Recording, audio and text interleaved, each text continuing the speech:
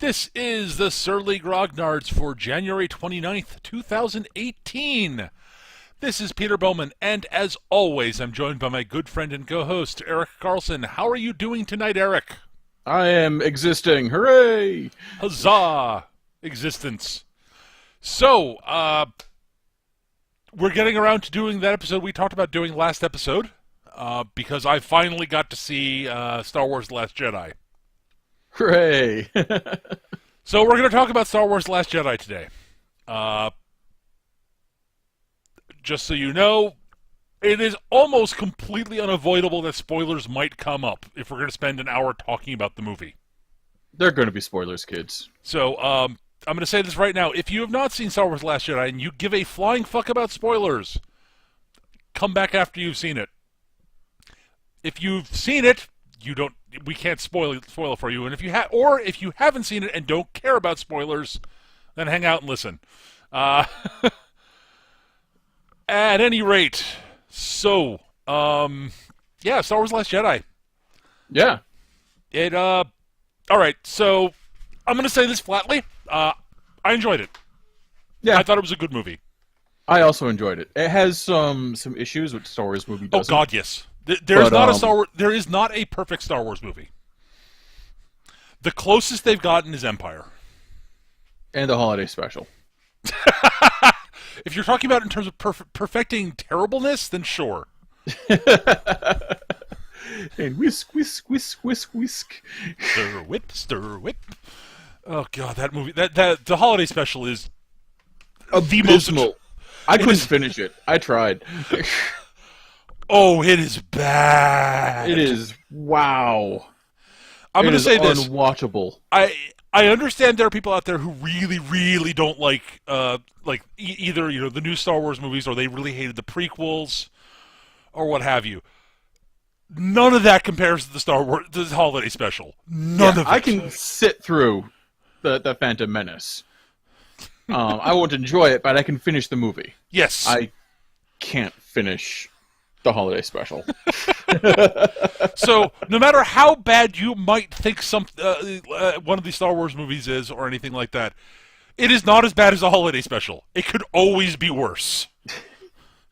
And I suspect it's possible for the Star Wars things to be worse than the Star Wars special. Holiday special. That is not a challenge to J. Abrams. Eric, I'm going to say this now. The holiday special is worse than Into Darkness. I think you're probably right. As bad as Into Darkness is. I mean, like I said, I could finish Into Darkness. Yep. I just won't enjoy it. Right. It'll make you angry. But you can actually finish it without going, nope. Just no. No. God, is the holiday special worse than Highlander 2? Yes. Jesus. Highlander 2 has a what the fuck were they thinking aspect to it.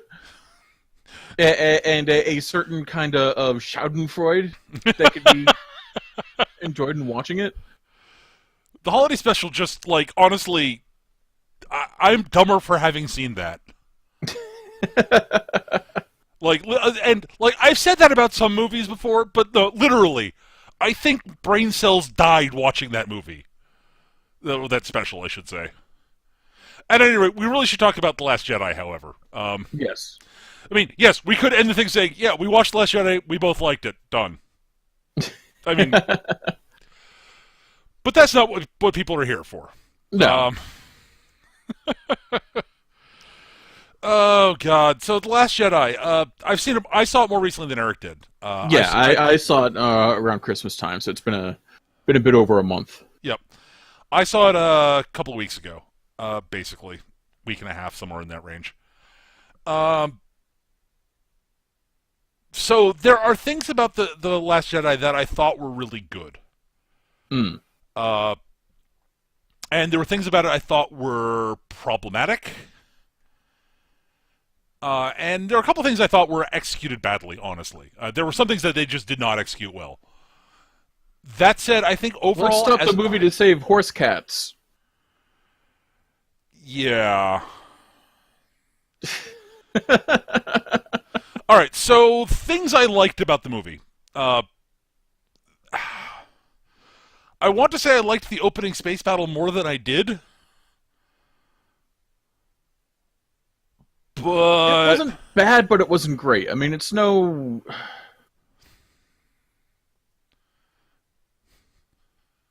like Return of the Jedi space battle, no, which is the best of the Star Wars space battles in my which opinion. is the best space battle period. It's up there. I honestly can't think of one that's better done off the top of my head. Yeah, I'd have to go and rewatch stuff to confirm. Uh, but it's a damn good space battle, and the one in in in Last Jedi. Um. Okay. God, the rebel bombers are one of the stupidest things I've. Sorry, resistance bombers. Yeah, those were not good bombers. I mean, they carried a fuck ton of payload. Like, holy shit, did they carry a lot of fucking bombs? But wow, did they need that fighter escort? And because they move like drunk pigs. Who builds those? Um, I'm willing to bet there's some sort of repurposed like freight hauler. Yeah, I guess. Yeah, probably. I don't know. Just they strike me Like, as I just don't know what the flavor for them is at all, but they were not fast enough or well defended enough to be actual combat ships. They're clearly some converted from something else. they have to be because, like, like I can't envision any sane military designing that. To be fair, these are Star Wars militaries. Yeah. But yeah, I mean, once they got to their strike zone, they blew the fuck out of their target. You just lost the entire fighter wing and your bomber wing doing it, which is kind of the reason why Poe gets demoted. Deservedly so. Yes. I just. Well, he comes back. It's like, ah, I took out the I took out the dreadnought. Yeah, that's great. Now what's going to defend the rest of our assets, fucker? You were the only fucking survivor. Also, you disobeyed a direct fucking order. Like, I told you to retreat. We had a plan. You said your plan is dumb, even though I don't know what it is, so I'm going to blow up the dreadnought. Leroy Jenkins. yeah, no kidding. And this would bother me more if it wasn't further actually establishing like Poe's character and Yes. setting the grounds for Poe's character development across the movie. Yes. And yeah, like I said, I'm okay with Poe pulling this because like he's clearly gotten by in being a brash hot shot and things working out. And except Leia's not putting up with that shit because why the fuck would she? She's played by Carrie Fisher. Yeah. Also, it's got. I mean, even ignoring that, like, since when has Princess Leia put up with any bullshit? This is she was married to Han Solo. She could put up with bullshit. She just knows exactly when to make you suffer for it. Yes. It's like, nope, nope, nope, done. Done. No, no, no, no, no, no. So yeah, that was, I liked that. The battle itself was okay. Yeah, I mean, it also establishes just how ill-suited the rebel bombers were for the task the task that Poe pressed them into. Yep. Like, this is dumb. These things are not intended to be engaged in actual space battles. Are you an idiot? And the answer to that is no, but I mean, Jesus Christ, Poe, you're not a Skaven warlord. no, he's a hotshot fighter jock. This is true. He's a hotshot fighter jock that's probably had been promoted beyond his ability through, well, being really good at that job.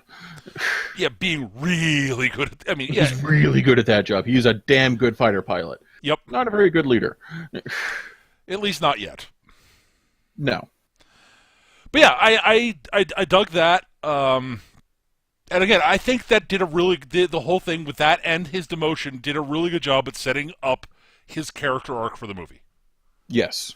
where Poe learns a, about leadership, honestly, across the course of the movie and his own limitations, Yes. which is good. That's a good character arc. And sometimes it also he learns that the big showy act of heroism is not always the best thing. Right. Sometimes falling back and preserving your forces is the right thing to do. Absolutely. I mean, you'll never catch me doing that. But there's a reason why I'm not in charge of anything. Right. Yeah, so that was I like that. I the the moment of sort of I can't remember the characters. She was Rose's sister who dies on the last bomber. Where she sacrifices herself to drop the payload. Yes. Yes, I like that conceptually. I thought it was a little overdone. Yeah, it was a little heavy-handed, but again, this is Star Wars. I can forgive that. Oh yeah, sure. Star Wars is not subtle. No. Outside of Empire, pretty much, and even then, Empire wasn't that subtle. The Empire was not subtle. Empire was subtle by Star Wars standards. Empire had moments of subtlety, mostly in character moments, but Yeah. that's because it was written by Kasdan and directed. Oh God, what's the director? The director did a great job with that also. Yes. Yes, he did. He was a really good director. And The Force Awakens has some subtlety too. Not The Force Awakens. Last Jedi. Last Jedi. Yes. Again, mostly with character stuff. Yep. And then a few things that are just like, and here's our message. Whack! Ow! Whomp. Whomp. Again, Star Wars has never been subtle about this sort of stuff, so again, I'm forgiving of it.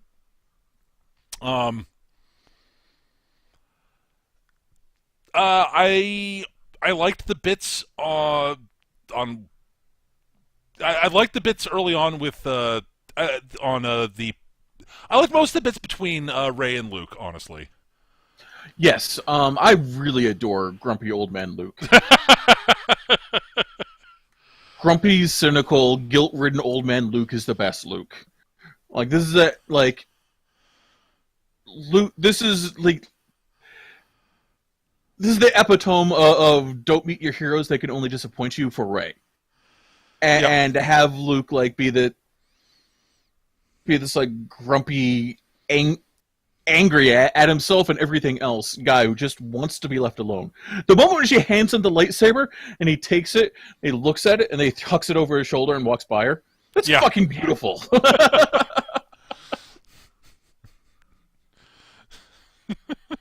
And I love everything about Luke in this movie, honestly. And as I understand it, Mark Hamill did not agree with any of the decisions involving Luke, but goddamn did he fucking sell it.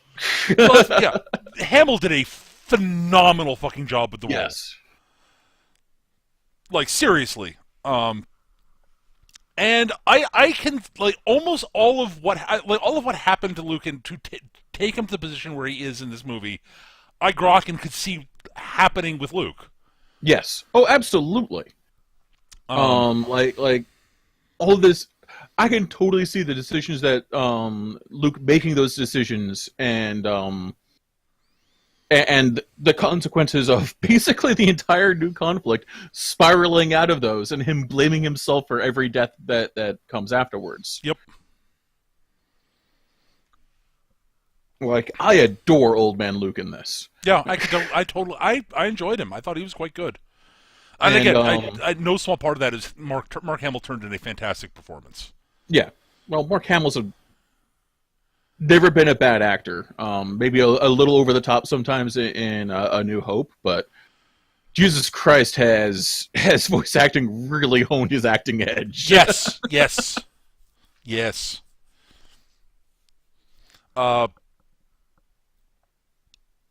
there were little bits on the planet, little sort of shots and scenes that were like, okay, why is this here? What does this accomplish?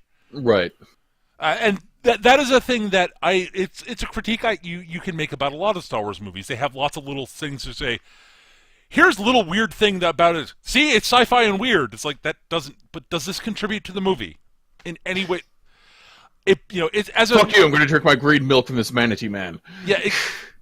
Why was I'm that actually there? okay with the green milk from the manatee man because it's clearly a show he's putting on for Rey to disgust her and drive her away. Yeah, I guess, but it's one of those things where it doesn't. I can see that, but it doesn't really serve a purpose beyond that. Okay. And given movies have limited runtimes, you can't waste moments like that on something that is completely superfluous. I can agree with you on that. There are more egregious superfluous things, Abso-fucking-lutely. like Planet Casino. Yeah, that's okay. We have to talk about that because that's we'll talk about Planet Casino. That is actually probably the biggest problem with the movie. I love the idea of Planet Casino. I love what they're trying to do with it. Wow, do they shit the bed with the execution? It has a lot. It is my biggest problem with the movie.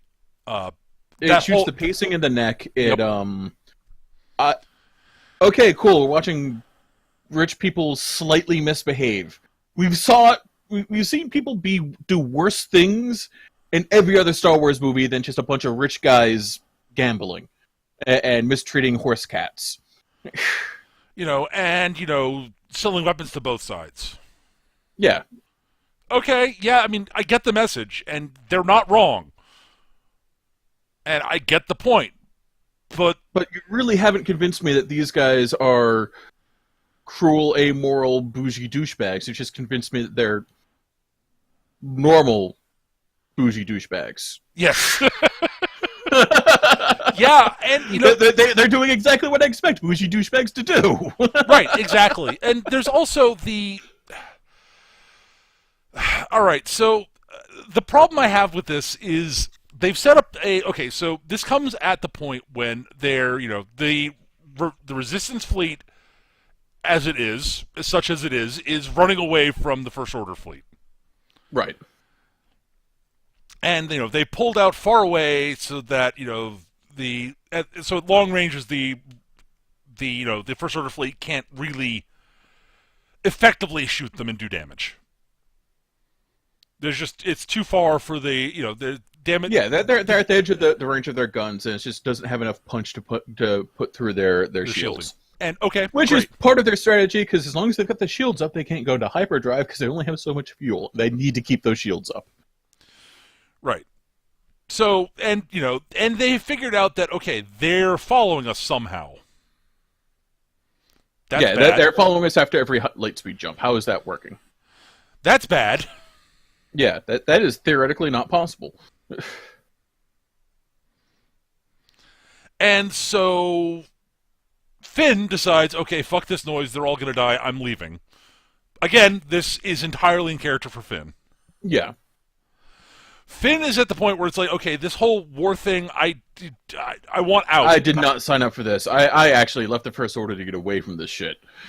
I only stuck around because I thought Rey was cool and Poe was cool, but they're all off doing other shit, and yeah. I gotta find Rey, warn her, and so she doesn't come back and get blown up with everybody else. I'm more concerned about my friend. Right. And again, I understand that. And he's caught by Rose, who's a technician, and who's keeping an eye on the escape pods to make sure nobody deserts. It's like, holy crap, you're the hero of the last movie. That's awesome. We should totally hang out. And you're totally trying to escape, aren't you? Taser.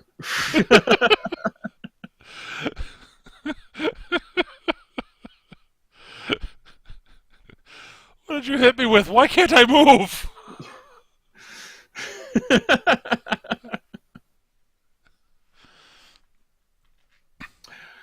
So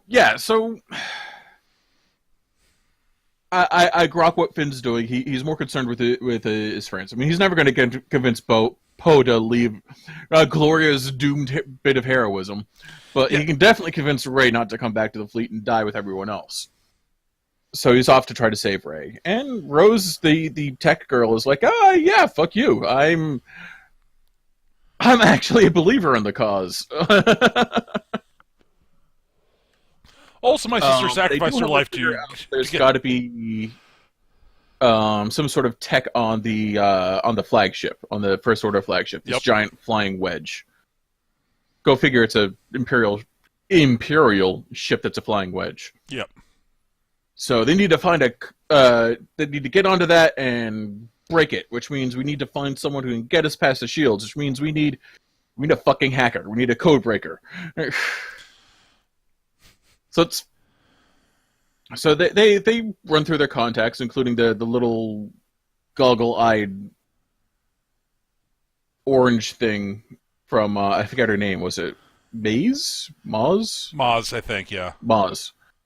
And she's like, yeah, I know a codebreaker for you. He's on planet. He's on douchebag planet. So, Well, the thing is, the first thing they were contacting her because, like, okay, we know Maz is a code breaker.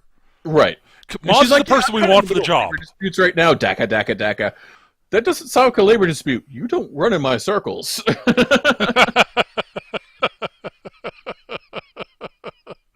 I enjoyed that, actually. Yes.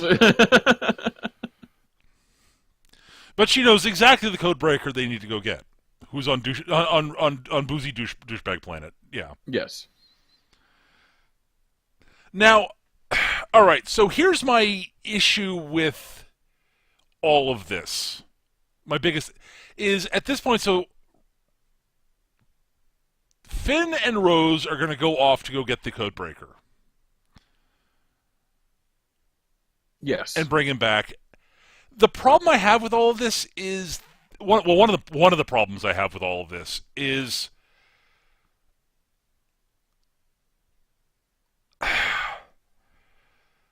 it just doesn't feel like pacing wise. It just doesn't feel like it fits in, and timing wise, and in terms of dramatic stakes. Like I said, I like conceptually what they're doing. Yep.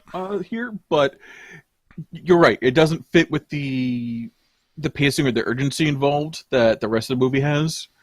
It feels like the script from something else that was stapled on. Yeah, I mean, here's the thing. I would have been okay with this as a I would have been more okay with this if the situation there wasn't like, we have I don't remember exactly how long they said they had. It was like 18 hours Right. or something like that. And that just doesn't feel like enough time. Yeah. And also, like, just the, sort of like we're running in a straight line and can't jump, etc. Like, if it really feels like if it had been a more of a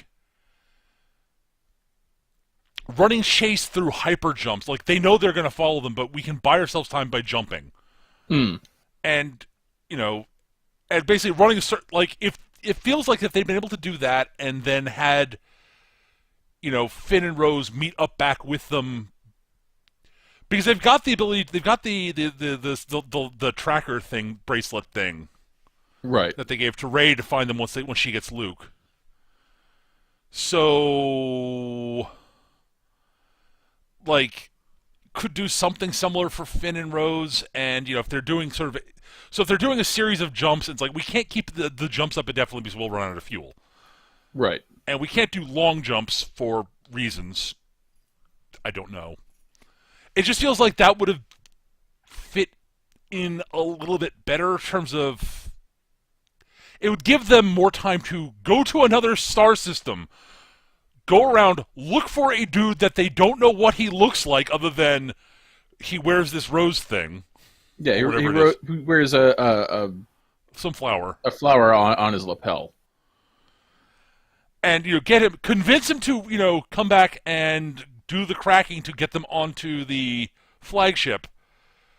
All of that and like the adventure on Casino Planet would have felt like the pacing would have fit in better with the rest of the story if there had not been such a tight window of time. Yes. There's also the fact that like the sidetrack with the cat horses. Yeah. Like, okay, fine, I get it. Animal cruelty is bad, but you're already dealing with some really dark themes with the whole child soldier thing. Are stormtroopers are child soldiers? Like, which kind of gets glossed over, honestly. which gets really glossed over. Like, you can reinforce that Bougie Douche Planet is like really bad with considerably worse things and still being fitting with your other themes, but you decided to go with horse cats. Like, I don't care about horse cats. Also, the enslaved children who are tending the working in the stables and shit and are being abused. Sure. You've got the... Except they don't do anything to save the kids, they save the fucking horse cats! I know. Well, they inspire the kids to join the rebellion, right? Yeah, I agree with you, Eric. Yeah, that's my biggest problem with this. Aside from it feeling a little stapled on and whatnot, like, I really like everything they're trying to do with Yep. Bourgeois Douchebag Planet, but it's... honestly, what it needed was more time. It needed more time, and... If they're gonna do that, it needs to be a larger portion of the movie, is what it boils down to, I think. Yes. And I'm going to reiterate, like, yeah, animal cruelty is bad, dude, but you've got child slaves there, and there's... Come on, man. Come on, dude. Yeah. Yes, poor CG horse cats. There are little kids being tortured by monster men. Yeah.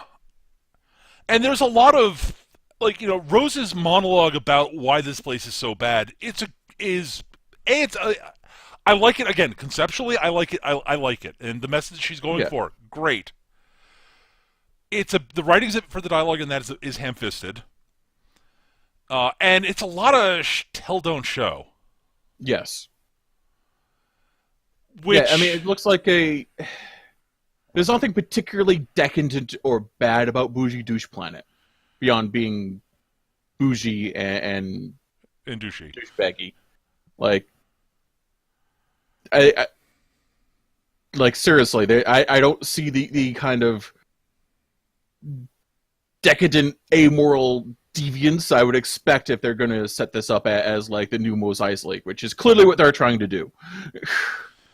Yeah, like, it felt like it was missing something to get its point across. Yeah, I wonder if Disney cut out some shit. It's possible. I'm a little surprised they didn't have, like, Twilight Dancers there at a minimum. Yep. Like, that would have at least,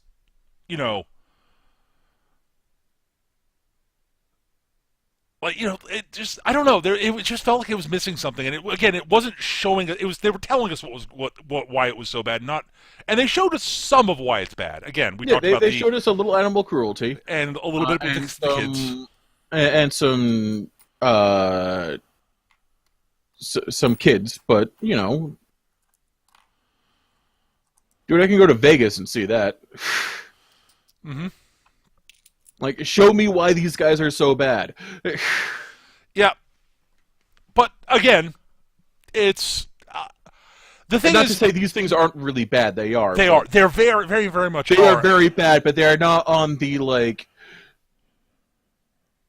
space.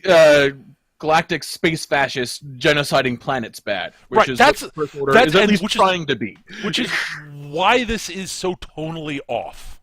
Yes. I mean, in this sort of, it just doesn't fit in with the rest of the movie, and like, this could have been a good separate movie within the Star Wars continuity.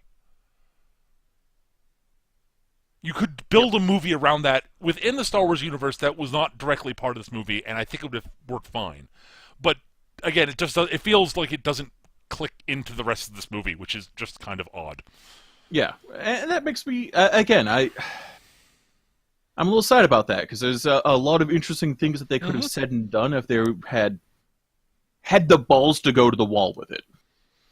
Yeah, probably. And again, it just again, I get what they're like. They're kind of going for, the feel they're going for is they're going for some of the feel of, the party is split with Right. with the Force user training with the older Force user on some remote planet, while the rogue the while the others are on some other planet where they're trying to find some guy who's a gambler who can help them out. Right. It's very much set up the way Empire is, with Luke on Dagobah and Han and Leia On Cloud City. on Cloud City, going to talk to Lando. Yep. The problem is, it doesn't work. While the stuff with Luke and Rey works very well and fills that role very nicely, the stuff on Casino Planet just doesn't work. Yeah. Like I said, it doesn't. The movie loses the sense of urgency it has on the fleet. Yeah, And even on with Luke and Rey. Right, exactly. The tension sort of falls away there, and it really should feel tense because they only have so much time to find this guy and get back. Yes. Now they do find out another guy who might have been the original guy. We're not sure. And I'm okay with the fact that we don't know if he's actually the guy they were supposed to be finding. Yeah. I don't. And I'm okay with that. Matter. I actually really like Benicio del Toro's character, whose name I can't remember. Benicio del Toro's character did. Okay, unsurprisingly, Benicio del Toro did a great job with the character. I'm shocked. Yes. He's got a verbal tick, and whenever he's doing his shtick, his hands are moving very quickly and very surely, even if he's never seen the console before, which tells me he's running some kind of... This is some inference that a couple other people I've talked to have picked up also, that he's running some sort of like neural enhancement. Sure, entirely and I think that's awesome. That's a great bit of show don't tell. We don't need to know he's running a neural enhancement. You've shown us. Yeah, I like that. It was good. I thought he was really good. I thought his character was very interesting. I would have liked if there had been more time to develop his character before his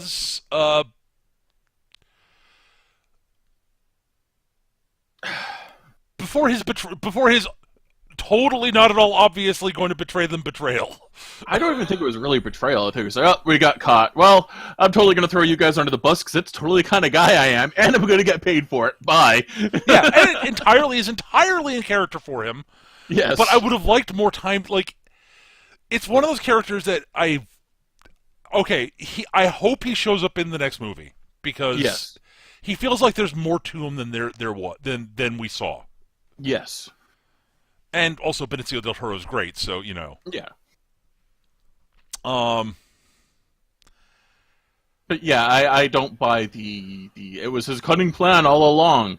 No, I think he literally was like on their side till they got caught, and then he threw him under the bus to get the fuck out. Well, he's out for himself. I mean, and that's fine. And it's a character trope, a character type that I think is fine, and it works well in the story. So I have no problem with that. I don't mind the big red herring with the code breaker. I thought it was actually, hey, this is hey, cool. Oh, it didn't work out, but you know what? This is actually kind of a cool red herring to go with. Sure, I kind of dig that.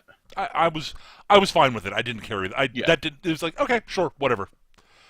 To the stuff. So yeah, the Casino Planet didn't work for either of us. Basically, is what it boils down to. And it basically boils down to, wow, great idea. Flubbed the execution. Yep. The stuff with... Alright, so... The interaction, like the sort of mental interactions between Rey and Kylo, I conceptually love them. I thought, like, their connection I thought was interesting. I actually did like them. I have no There's a reservations lot about that. them I really, really liked. There were bits of it I was like, okay, like the bits where they actually it seems like they were actually touching, and water got transferred somehow. What? I like that, and I'll tell you a couple reasons. Okay, I'm interested here. I didn't. One, but, it shows that there are possibilities to do with the Force that we haven't seen done before. Okay, I can accept that as one way to look at that. Sure. And two, it lends credence to the idea of what Luke pulls in the at the end. Okay, yeah, okay. So you're it lends okay, credence and helps sell what Luke is selling. Okay, so it's foreshadowing, is what you're saying. Yes. Okay, I can accept that. Again, I have issues with what Luke does at the end, also. But see, that's what we're gonna fight. Well, sorta. It's one of my long-standing beefs with a lot of Star Wars and media. Normally, I'd agree with you. And in fact, let's do that now. Yeah. All right. So Luke's big telepresence thing, where he basically, transmits a vision, an image of himself over to where the rebels are holed up in the mines. Right. The rebels have a big fortified mine. They're holed up at this point. Right. Some plot points that we're glassing over happen, obviously. Oh, we'll come back. We'll probably touch on this one, but we're not trying to review. We're not trying to go blow by blow in this movie. We're talking about things we liked and disliked. I mean, right. And what we thought about things and how they were executed. So yeah, and Kylo shows up with an army of guerrilla walkers, which I kind of like, actually. I like the fact they look like newer. I like the fact they look like newer, higher tech versions of the AT-ATs. Yes, that solved the whole, a 50cc go-kart with a bit of clothing line tripped up our super tanks. Let's fix that by making them bigger and more awesome. So Kylo shows up on this salt planet and proceeds to bring all the fucking walkers. And gets ready to blast them all, and Luke steps out, having shown up out of the blue. Has a brief moment with Leia, which is nice. And Kylo's first reaction is, I know that guy. Everybody shoot the fuck out of him. Sir, it's just one dude. Everybody shoot the fuck out of him. Okay. I didn't tell you to stop. Keep going. Sir, we're going to melt the barrels. Okay, you can probably stop now. Fucker's still alive. Okay, looks like I gotta do it. Land the shuttle. I gotta go get him.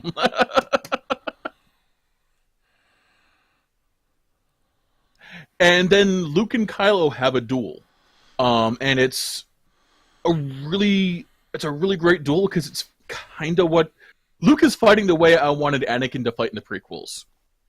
A lot of economy of movement, a lot of sidestepping the blades and using his opponent's strength against them. Do their blades ever actually cross? Touch? No. Someone I know mentioned that this is the only Star Wars movie where two lightsabers never touch. And there's a reason for that. Yes. Which I wanted to make sure that I remembered it correctly, and they did set this up correctly. In fact, Luke's feet never leave the blasted red part of the salt. Right. For one instance, which is supposed to be our tell-all. Yep. Because, on the salt planet, anything that moves or walks over the salt leaves red footprints. The salt is white. And Luke's after the big blast, Luke is standing in the middle of this giant blast radius of red salt. And during the entire fight, Kylo's constantly leaving footprints, and Luke never leaves the red patches, except for one misstep, which I didn't catch until someone was talking about it later and pointed it out to me. And he doesn't leave a footprint. He doesn't leave a footprint. Because he's not actually there. He never left Space Scotland, basically.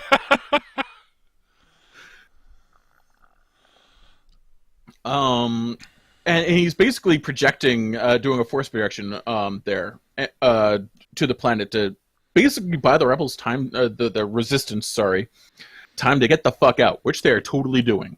Yep. Well, that's the thing. They're like, there are no exits out of here, and they're all like, they're trapped, and Poe realizes, hey, wait a minute, how the hell did he get in here? Yeah, he didn't come in the front door. They're like, hey, all the critters that we've been cohabitating with have left. Where'd all they go? So they follow these crystalline foxes to escaped previously unknown tunnels, which are largely blocked by a rock slide. Which Rey, having shown up on the other side via force and intuition, Yeah, I have. Yep. Proceeds to do the big heroic force thing and lift the rock slide to get people out. But yeah, Luke's having this great fight with Kylo Ren, constantly telling him, and Kylo's like, "This is all your fault. You're just here to try to tell me that you forgive me." It's like, no, I failed you, and I'm not going to bother asking for your forgiveness because I don't deserve it. This is all my fault. But I'm not going to let you kill my friends. Yep. And Kylo eventually manages to tag Luke with the lightsaber, realizes what the fuck's going on. Yeah. It is Luke's so. like, well, guess I'm done, and stops bothering with the telepresence. But yeah, the entire time Luke is just not. It's a wonderful fight without fighting thing that he's doing throughout the whole thing. There's a lot of economy of movement, just casually sidestepping or ducking under the saber, or just leading Kylo in to overextend so he can end up behind him. It's an over emotional psycho versus a guy who just doesn't have time for his shit. Yeah. I absolutely like. I also love the callback line where because when Rey first shows up to meet with Luke, she basically says a bunch of things, and he's like, "It's amazing. Everything you said is wrong." Yes. And he gives Kylo he says the exact same thing to Kylo. Yeah, because Kylo goes, "And I will destroy the Last Jedi and wipe everything wipe out the Resistance, and the First Order will rule supreme, and I'll finish what Grandpa started." It's amazing. Everything you just said is entirely wrong. Because Grumpy Luke is best Luke. Grumpy Luke is best Luke. It's really well done, honestly. Yeah. And yeah, I really like that. All right, so here's my thing, and this is something. It's just an issue I have with a lot of Star Wars media post the original trilogy. Okay. And this is not. It's not actually like a factual critique. It's a matter of preference. I've never been a big fan of the ostentatious, obvious usage, the ostentatious, over the top force powers. Sure. I've never felt they fit in with the way the Force felt like it was established during the first few movies. And I get why you could argue that that's not important, that's not important, but it shouldn't fit. But I always liked this sort of feeling of the Force, like using the Force, even as the bad guys, was subtle. Like, I had a slight issue with the Emperor's Force lightning. So this should tell you my sort of feelings on, like, the telepresence, Yoda calling down the lightning strike on the tree. Yep. Some of the stuff they pull in the prequels. God help me when we start talking about the Clone Wars micro series by Tartakovsky. Right. Like, I don't like thing. that. Here's my thing. The telepresence is basically it's Luke meditating at a place of power, and projecting himself. Sure. Projecting basically a Force ghost of himself. We've seen Force ghosts before. Yep.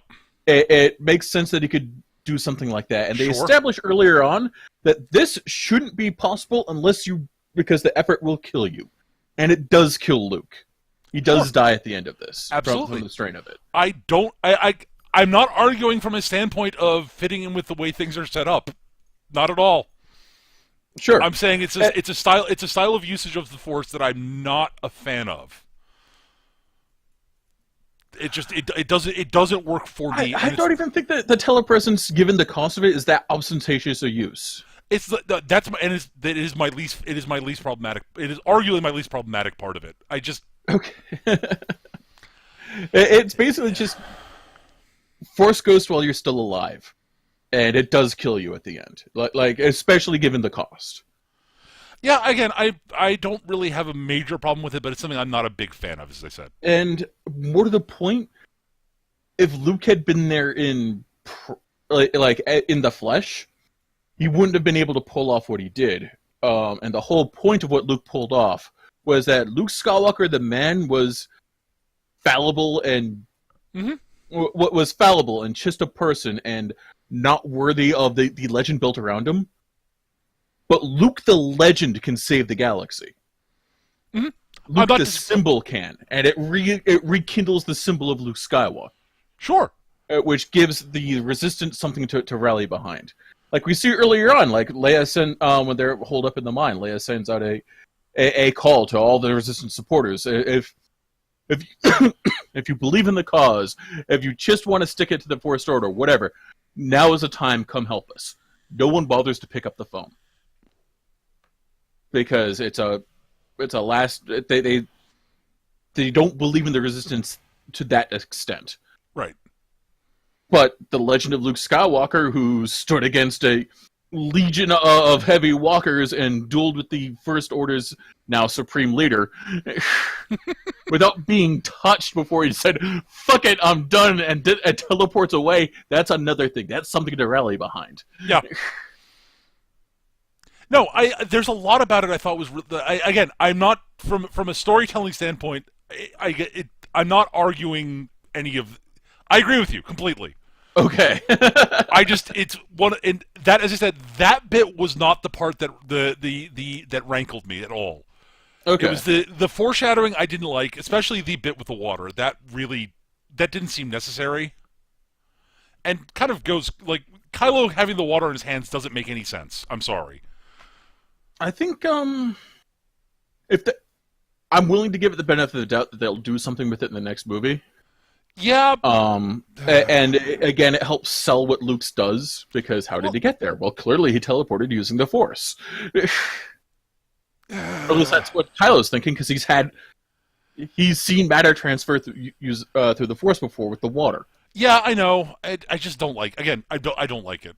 It's a personal. As I said, it's Sure. not a critique. It's a personal don't like it. Dude, at least they weren't doing somersaults and spinning their lightsabers around uselessly. I would agree with that, actually. Literally, the only character I have no issue with them doing that with is Yoda, because goddamn, how the fuck else is Yoda going to fight? Yeah. Okay, fine. Yeah, sure. Angry little buzzsaw of green. Yeah, I'm not a big fan of the way the lightsaber duels were in the prequels, just because, like, as much as I really do enjoy wuxia style combat. Like, I'm a big fan of wuxia stuff. Which is what the prequels were drawing on heavily for their combat. The Chinese action cinema. Yes. I adore wire fu. Wire fu is great, but it doesn't feel like it fits in Star Wars. Yeah, if only because the Star Wars feels more like Wild West plus samurai. Almost as if. Yeah. Almost as if they were the original Star Wars is heavily influenced by a movie by Akira Kurosawa. That's ridiculous. I never heard anything like that. I've never even heard of this hidden fortress they're talking about. Right. Which I didn't mention by name.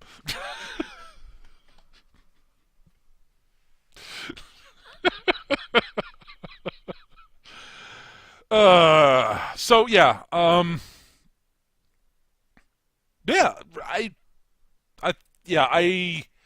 so that's, but I do think that was, that moment was a great moment, honestly. Yes. I loved the bit. I loved it when, Rey finally, went to go interact with, go to Kylo Ren. Yes. I actually really, yes, I'll agree. Everything with Rey and Kylo was great. I thought that was I thought it was very good. I like the I love fact the that idea that the two of them are convinced that they're going to save the other, yes, and convinced that obviously, like, now you're on my side, right? Right? oh crap, we're still on opposite sides. Son of a Shit. bitch. Wait, but I just could have sworn I just convinced you to. But you just but oh. God damn it. But we could have worked together so well. I mean, just look at what we just did. Another great saber fight, by the way. Yeah, most of it, yes. Um, I'm I forgiving love of. what they did with Snoke. Oh God, yes, that was great. Like, holy crap, that was awesome. Although I will again, Snoke's usage of Force powers were a little bit over the top for me, shall we say? Oh, what did he do? Dear God, his level of telekinesis powers was stupid. He does the With what he makes does with Rey, I mean, kneel. yeah, and he lifts her up in the air. It's like, and the way he flings people around is just like Yeah, okay, I vaguely it was. remember It was that. over the top for me. This, like, It was basically just. I don't know. When I saw Snoke doing that, it's like, oh, he's waving his dick around because he doesn't have the fine control Vader did. I don't know. It seemed like he had more fine control than Vader did. No, I don't think he did. Oh, it really felt that way to me. And that's honestly He never reaches into someone's throat to seal off their airway. No. I mean, that's the impressive, spooky thing about Vader is like, yeah, I can throw like giant buildings and tear stuff off of walls to throw at Luke and shit if I want to, but why would I do that when I can just reach into your throat and close off your airway and watch as you suffocate? Yeah, I'm not disputing that. There was just something about about Snoke's, and again, I like that bit because it was subtle Yes. and small. Whereas Snoke stuff is just like it's mass and powerful telekinesis. Well, you see Vader doing the mass powerful telekinesis too during the fight on Yeah, but Cloud City. again, that was I will say this: the reason Vader's didn't feel as over the top is because honestly, limitations of special effects. Yeah. But it still has that feel because the big heavy stuff doesn't move quickly and he pulls it off. He can lift big heavy stuff, but he can't move it fast and fling it at people at speed. Whereas what Snoke's doing is very quick, very instantaneous, and very precise. Except he's basically just buffeting Luke around because his whole deal is trying to get Luke to join the dark side. Again, he's yes, not trying to kill Luke. But that's not the way it looks and feels in that scene. It still looks big and impressive. Again, I'm not talking about whether it's badly executed. I'm talking about within the story. I'm talking about it just feels ostentatious and outside of my personal preferences for how the Force works. Okay, fair enough. I'm not saying it's wrong. I'm saying I don't like it. There's a difference. I agree with you. Like ridiculous wire fu shenanigans with lightsabers, like. Okay, that's cool, but that doesn't feel very Star Warsy, guys. Yeah, and again, like, this is just a case of impression and feel, not me saying this is actually what it was. This is just my reaction at the moment. It felt like they were making Snoke feel, not actually be, but feel more powerful than the Emperor.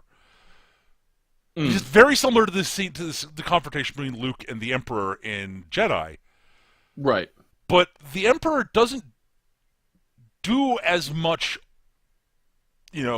brutal stuff until right when he goes to kill Luke with the Force lightning. Right. Well, part of this because the Emperor was so self-assured, hubristic, one might even say. Well, no, not that Snoke was either. I mean, no. And he takes the lightsaber and turns it towards his enemy and ignites it. Oh fuck! What just happened? The way Kylo kills Snoke is beautiful. I adore that. Yes, it's great. I thought that was great. I also think that was great because it shows the instant where Kylo surpasses Vader. Vader never turns against the Emperor until his son is on the line. Until the Emperor is killing his son and not doing it quickly. Right. Like, it takes Vader seeing Luke's pain and suffering and hearing him plead to him and call him daddy to turn on the Emperor. Kylo does it because he's sick of Snoke's shit. Well, but that's the big difference, honestly, is, again, it's the difference there is one of them is turning away from the dark side and the other is further embracing it. Yes. Which is interesting. Yes, and again, not saying take off that stupid thing.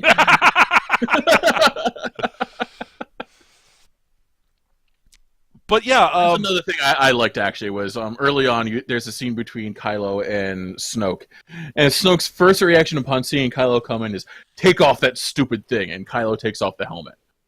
And then, like, he's so pissed off and frustrated on the way down the elevator after the meeting that he smashes the helmet into pieces. Yep. I really liked that. Yep. Well, he's a very angry, emotionally unstable kid. Yes. He is no Vader. He will never be a Vader. No, of course not. And because of things like that. And I like that how that further separates him from Vader. Mm-hmm. Like, he might be a Vader fanboy, but he will never be Vader. And you see him start to embrace during the movie. See him start to embrace his own villainy, his own brand of villainy. Yep. As opposed to just being a Vader fanboy. Yep. But yeah, the fight scene with Rey and where Rey and Kylo are fighting against the Snoke's bodyguards. Yeah. I liked a lot of it. The bit with the segmented, with the chain whip thing. Yes. Wrapping around the lightsaber. I see what they're doing there. I know exactly what type of weapons they're referencing from Chinese cinema again. Right. The problem is there's an obvious answer solution and it's not tug of war. You just turn off the lightsaber. Turn off your fucking lightsaber, Ray! I'm forgiving for... I really enjoyed... I enjoyed watching the coordination between Rey and Kylo. Absolutely, it was great. But yeah, the very intuitive, like, I'll cover this, you cover that. Wait, you just dropped your thing. Here's your lightsaber. Thanks. Lightsaber the guy behind me. Lightsaber the guy behind you. Let's keep going. Yeah, it was great. But I'm completely forgiving of Rey not doing the turn off the lightsaber thing because she has no fucking experience with lightsabers. Yes, she's totally new with this bullshit. Like, the correct answer is, I mean, admittedly, like, it's just to me, that's the obvious answer. It's like, oh, you wrapped around my click, click, whatever, dude. Turn it off, turn it on. Okay, we're back. Your point? Well, you see, I know exactly what I'd do in that situation, which is to charge the fucker and shiv him. But why fall back when you can charge? Why is there no charging at basketball? Yeah, but again, thought that scene was really good. The only other major issue I have with the movie, honestly, is Admiral Holdo, and it's not the issue most people have with it, I think. Okay. It's Laura Dern. She's great. I mean, yes. She always is. She's a really good actress. And her performance is fine, and I like conceptually what they're doing with the character. But wow, it would have helped to have established her as a character that existed in the previous movie. Yes. Yeah, no, I will agree. Like having her previously established somehow, even if just mentioned in passing, would have gone a long way. The complaint everyone has about her is why did she tell everyone her plan? To which my counter is always, she's the fucking admiral. She doesn't have to tell you jack shit, Poe. Yeah, well, there's no reason she has to tell Poe the plan, although it turns out that it almost bites them in the ass. Right. Well, because Poe's a hothead and charismatic. Right. That's again, this is not her issue, it's Poe being a moron. Yes. well, not really a moron, but like literally, I mean, Poe's in the situation where he's, and I totally understand why the audiences would empathize with Poe's position. Well, you're intended to. That's the point. Yes, that's what they're Yeah. trying to do. They're trying to make you go, "Wow, what a jerk that admiral is." Despite the fact that she has a plan, she's just not telling Poe because she doesn't trust Poe doesn't trust Poe with the information at the moment because she has no reason to. He has demonstrated that if he doesn't like what you're planning, he'll just go and do his own thing anyways. Right. I mean, there is no reason to trust Poe with the plan because Poe's been demoted below the need to know rank. Yep. 2, has repeatedly demonstrated that he will just disregard the plan if he doesn't like it. And 3, he can't keep his fucking mouth shut. Right. Well, there's also the fact that, okay, if his plan when he disregarded Leia's orders had been good, that'd be a different thing. Right. But it wasn't. Or if it had paid off with minimal losses. Instead, it had all the losses. Yeah. So yeah, yeah, that line right after Leia gets finished chewing out Poe. There are heroes that died on that, but none came back. That was great. Yeah. Because it reestablishes that Poe, you're not a hero. You're a fucking retard. But the thing is, Poe learns from this over the course of the movie, which is why yes. And Holdo's sacrifice was really well done. And oh my god, the use of silence in her sacrifice was breathtaking. That moment of when the hyperdrive activates and it goes silent. Yep. Was beautiful, honestly. I understand from what I've heard. Apparently, there are a bunch of people who thought the sound in the theater broke when they saw it. And I kind of understand why you would feel that way, because Star Wars never does silence in space. Yeah, But from an artistic standpoint, that was great. I guess I can see where they'd make that mistake, but it was just so clearly obvious what they were. I thought so. Doing? I certainly thought it was. Yeah. I mean, I thought that was an obvious and brilliant use of cinematic silence. I was not caught off guard by it. Well, I was caught off guard by it, but in a good way. Yeah. Like, damn, that was well done. Beautiful. Like, nicely done. Well done. Yeah.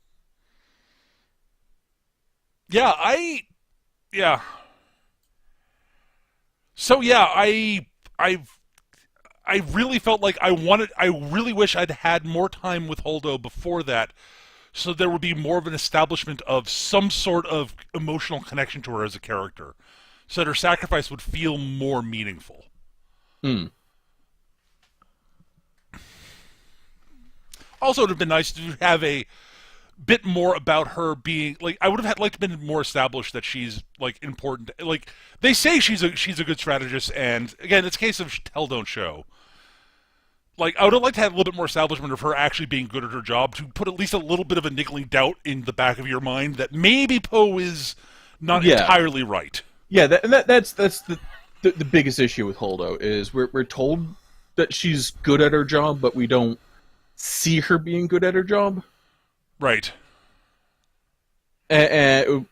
Like if we had seen her being good at a job, that would have put like maybe Poe's not completely, because first time watching I was like, yeah, Poe's right. She's clearly like doesn't know what the hell she's talking about. Like, this is Star Wars. Poe's right.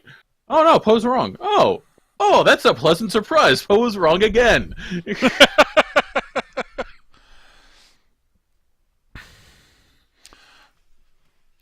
I guess it's like not just in Star Wars, but like in all cinema, like in any other movie, like Poe would have been right. Yeah, pretty much.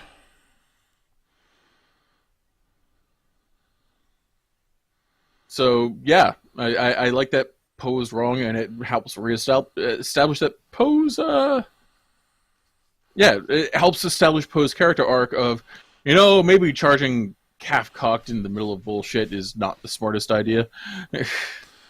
Yep. Which should at least be 3/4 cocked.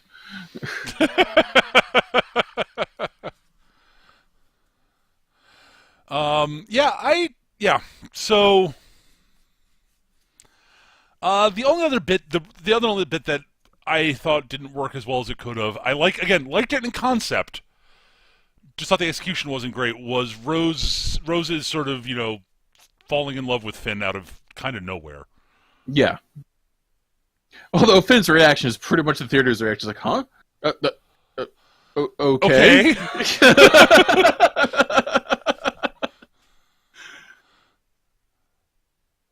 Yeah, that was it.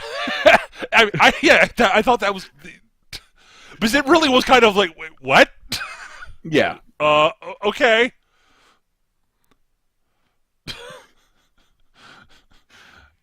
And at least they didn't kill her in that scene. I mean, Yeah. that's At least something. they didn't kill her. But yeah, the her little speech about like fighting for what we love, not against what we hate, and then kissing him, and then he's like, what? And the theater, when I saw it, the theater audibly went, what?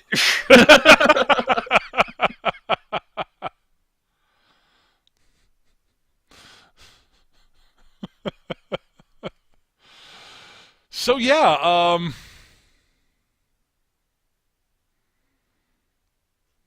yeah.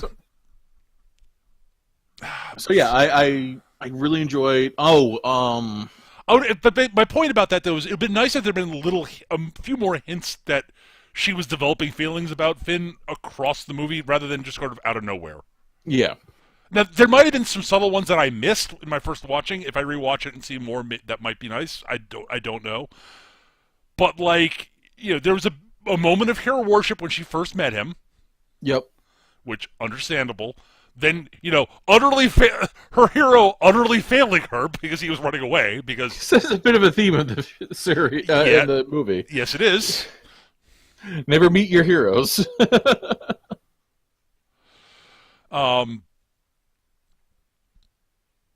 So yeah. I like Rey nicking the ancient Jedi texts. I like Luke deciding to destroy them, then thinking, no, I shouldn't. They're part of our heritage and our legacy. I can't destroy them. And Yoda going, really? They're that important, huh? Are they? Have you read them? I skimmed them. I like conceptually that Yoda destroyed them. Yes. Again, except he didn't destroy them. He destroyed the temple because Rey had already fucked off with them. Well, yes. But did Yoda know that? Yoda probably knew that. Yoda probably knew that. He was being all Force ghosty, and more importantly, being a puppet voiced by Frank Oz, which was awesome. Yes, it was good to see that. And I like Yoda, so okay. And it was crazy drunk Yoda. It was crazy Yoda, not like I'm too wise for the room Yoda. It was nutbag Yoda, which I always like seeing. yeah, lay down the wisdom, but first be goofy and weird. Be what I imagine an actual Zen master is. Oh God, I enjoyed that. Yeah, but yeah, I'm trying to think. Is there anything else that we should talk about in the movie that we haven't touched on yet? Oh, yeah.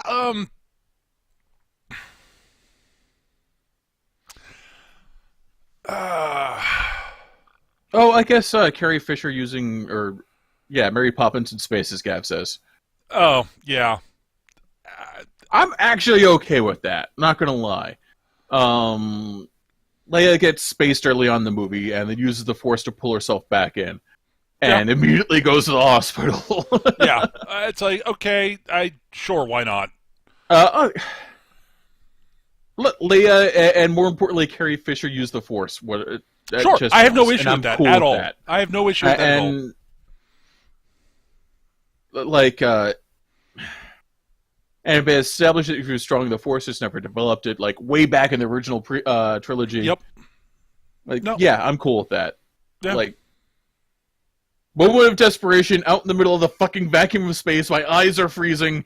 Yeah, I think I can use the Force to pull myself back into the fucking cockpit. Oh god, this sucks. I'm now going to fall over. And it didn't take. It was fat. She got through it and pulled herself back fast enough that it was actually believable. She didn't die from Exploded veins. Yeah, she didn't asphyxiate. Yeah, it kicked her ass. Yeah. But she spends lived. most of the rest of the movie like in sickbay. Yeah. Although I gotta say that's badass. Poe has his little mutiny. He's on the bridge like, haha, and now I'm gonna do my thing, and they're coming to the door. General Leia. Zorch. Fucking idiot. Leia comes to the door, stuns Poe, and just has this look on her face like, fucking idiot. You dumbass. You basically ruined everything.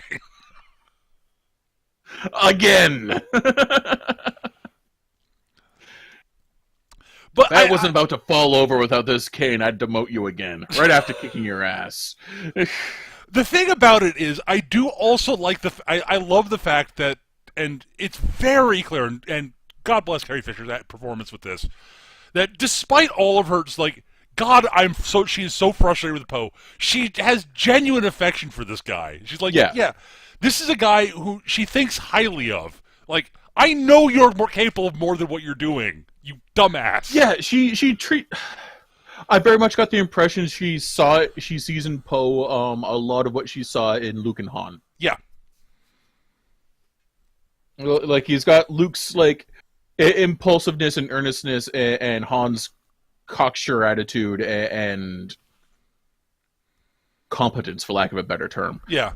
Because Han was good at what he did. He was just Han. Yeah. Yeah. But yeah, that's most of what we need to talk about in the film, I think. Mm. I would say overall, as I said, I liked the movie overall. I thought it was good. Yes. I really enjoyed the movie. Bougie Casino Planet notwithstanding. Which I like the idea of. I really like the idea of what they're trying to do. It's just it kills the tone. It kills things tonally and from a pacing point of view, and it feels very watered down from what they were trying to say. Yep, I agree with that, and that's my biggest issue with the movie.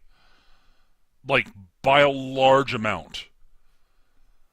That really hurt. That is why I say I enjoyed the movie, thought it was a good movie, but I can't go beyond saying it was a good movie. Yeah. I mean, seriously, I see more reprehensible behavior in an episode of Archer than I saw on that planet. Yeah.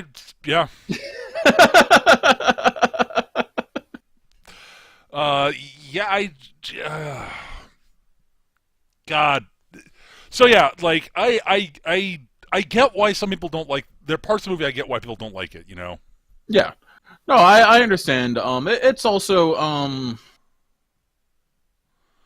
a bit of a kick in the face to slavish fandom. I'm okay with that. Honestly, so am I. Like, a kick in the face to the. I don't remember where I read it, but I read a review that basically stated that Rey and Kylo are the two different facets of Star Wars fandom. Kylo is the toxic lunatic fandom, and Rey is the earnest, if naive, fandom. And I don't know if I agree with it entirely, but it's an interesting take. Yeah, it's an interesting take, and I don't buy it entirely, but I like if that's true, I like what they're saying. And again, I want to say I thought the performances were really good across the board. Yes. I will say, see General Hux basically them pointing. I like the fact this movie also points out that General Hux really isn't good at his job. No, Hux is terrible at his job. which I think is hilarious because that's how I felt in the first movie. I couldn't take him seriously then, and I find out I'm not supposed to take him seriously. Supreme Leader is dead. Force choke. Is he? No Supreme Leader. There are a lot of ways it looks like they're trying to set, like in the first movie in The Force Awakens, it seems like they're trying to set Hux up to be sort of, vaguely Tarkinish. Except he's not at all. And this just reinforces he is so not Tarkin. He's not Tarkin. He's... What I love about Hux is that Hux is the whinging alt-right blogger who wishes he was like Hitler or Goebbels. And clearly is not. Oh, he is such a venal, pathetic loser. It's great. Yes. I mean, this does unfortunately undermine the threat of the First Order a little bit. I mean, the First Order has the numbers and the money. Yeah. H.C. Smithium in the chat mentions that his new favorite villain got killed 15 minutes in with the Dreadnought Commander because he was actually like a professional. Yes. Like the single most professional, skilled commander the First Order has dies at the beginning of the movie, which is a little unfortunate. Yeah, he jumps in and he starts like shelling the rebel fleet, and he sees the fighters coming in and is like, why don't they have a fighter screen up? They didn't launch one. Well, we don't have fighter bays. Why didn't they launch the fighters? Why'd they bring us in if they didn't have a fighter screen? God damn it! The one thing we know about them is their fighter pilots are competent and good, and they've got them. Why? All right, turn the turbo lasers against the fighters, I guess.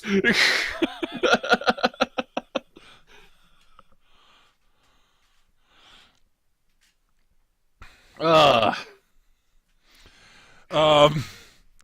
yeah, but yeah, I thought the guy who played Hux did a good job with the role as given to him. Yes. Adam Driver I really liked his performance as Kylo in this. Yeah, no, he knocks it out of the park. He really does well. Daisy Ridley continues to be very good in her role as Rey. Oh God! Great last performance out of Carrie Fisher. Yes, she was very good. Why can't I remember his name? Mark Hamill. Oh yeah, totally sells the movie for me. Yeah, Mark Hamill was fantastic. Mark Hamill was not as good as he was. I probably not have liked this movie as much, but yeah, Mark was great. Wait, apparently Ada Edmondson was on Hux's bridge. Was he? Yeah, apparently motherfucking Vivian is a First Order commander.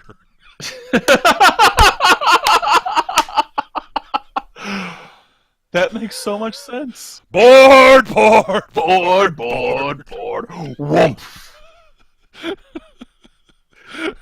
They're coming to evict us to demolish the building. Well, I'll show them we'll demolish the building before they can get here.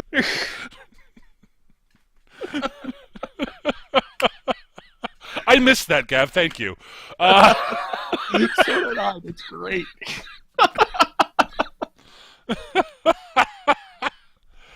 Oh my God.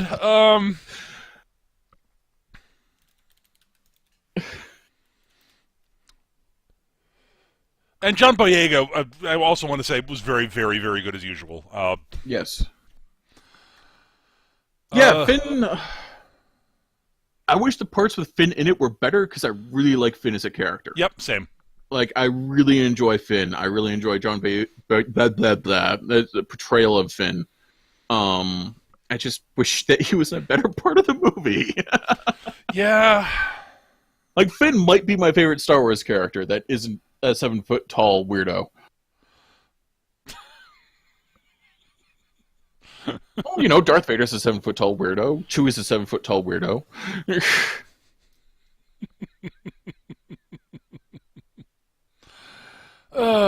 But yeah. So yeah, I do think we both like the movie. We both think it has problems, because it does. But overall, it was fun. I enjoyed it. Yeah, I would not say. I would say don't go into it expecting high art. I mean, don't go into any Star Wars movie expecting high art. I mean, Jesus freaking Christ, none of them are. I love the original trilogy to pieces, but they are flawed movies, especially New Hope and Jedi. Yep. Empire is, I would say, still the best movie out of any Star Wars movie. Just as a movie. I would agree with you there. Absolutely. Um.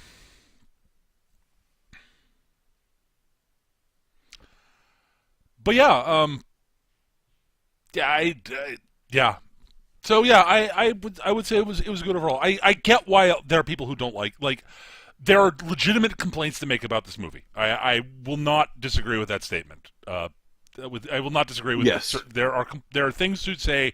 I thought this was bad, and I can see if the bit on the casino planet disrupted your feeling of the pacing and the tone of the movie enough to make you not like the movie as a whole. I get that. I actually really do get that. It wasn't enough for me. But I get why it would be for some people. And I can also get like some elements of the overarching story of the movie, why someone might not like them. I don't agree, but I can understand why you might not. Yeah.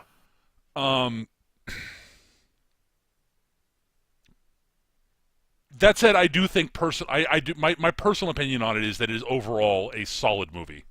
Yeah. No, I definitely enjoyed the movie. Mm-hmm. I think it's a worthy addition to Star Wars canon. I think it was a better movie than Force Awakens was as a movie. I think you're probably right. It also has the advantage in that it's not slavishly recreating The Empire Strikes Back. Yeah, that's a big plus. I'll say this. To be fair, I'm going to say this about The Force Awakens. I don't mind that it slavishly recreated A New Hope, because a lot of what The Force Awakens had to do was establish, yes, we understand Star Wars, yes, we can give you what you want. Yeah, and I will say, I went into Force Awakens expecting nothing more than a popcorn movie, and that's basically what I got. There was a bit more to it than that, but I was not expecting, again, I wasn't expecting like a great movie. I was expecting something fun and entertaining, and that's what I got. Yep. There were some parts of it that, like, the sci-fi nerd in me looks at some stuff in Force Awakens and in Last Jedi and goes, "Oh, for crying out loud!" But it's fucking Star Wars. It's not hard sci-fi. Way to bury the lead there, guys. You can eat suns. Yeah.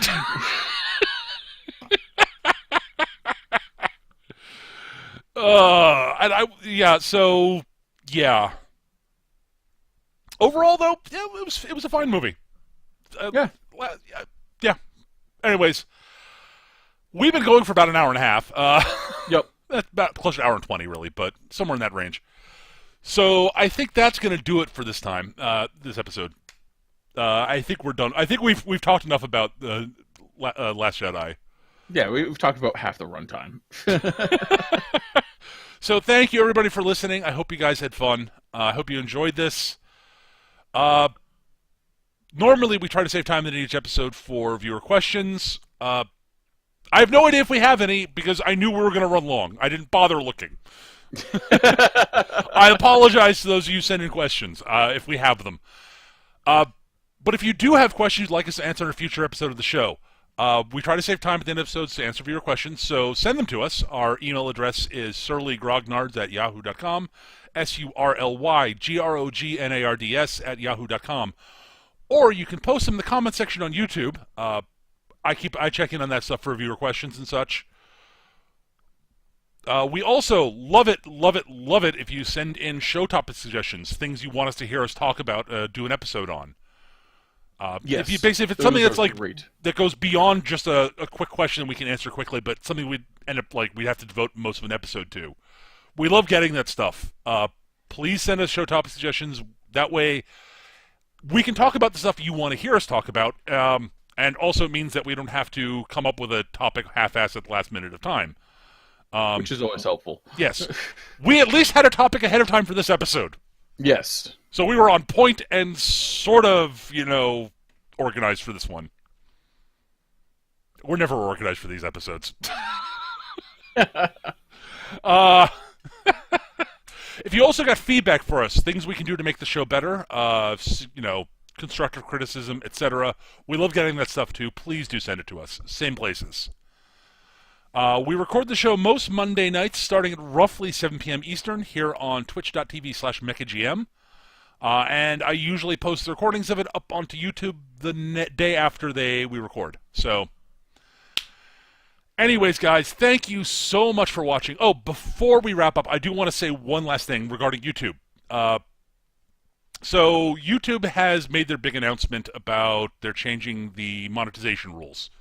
You can't monetize videos unless you have, I think, over the course of the last 12 months, 4,000 total view hours amongst viewers, and it's 4,000 view hours, something like that, and at least 1,000 subscribers.